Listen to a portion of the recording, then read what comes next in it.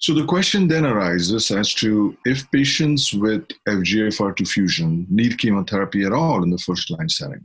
As you know, gemcitabine and cisplatin is associated with toxicity. The progression-free survival is around 6 months, although 8 months was reported in older studies, and the overall survival is 11 months. So these figures certainly leave a lot of room for improvement. We have retrospectively reviewed outcomes of FGFR2 fusion with chemotherapy in the first-line setting. And in small series at MD Anderson and other centers, we have found that the outcome of these patients is pretty poor, even less than what has been described in the ABC06 trial. So it makes sense, therefore, to investigate FGFR2 inhibitors in the first-line setting.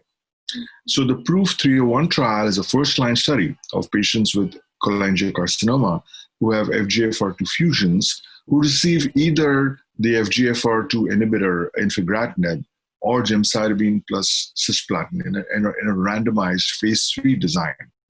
So there's a 2-to-1 randomization where 2/3 of the patients will get Infigratinib, 1/3 will get standard chemotherapy, and there's opportunity for crossover. With progression-free survival as the primary endpoint, response rate and overall survival as the secondary endpoint. So the study is open at several sites, and it is poised to be one of the largest international trials of cholangiocarcinoma for FGFR2 fusions.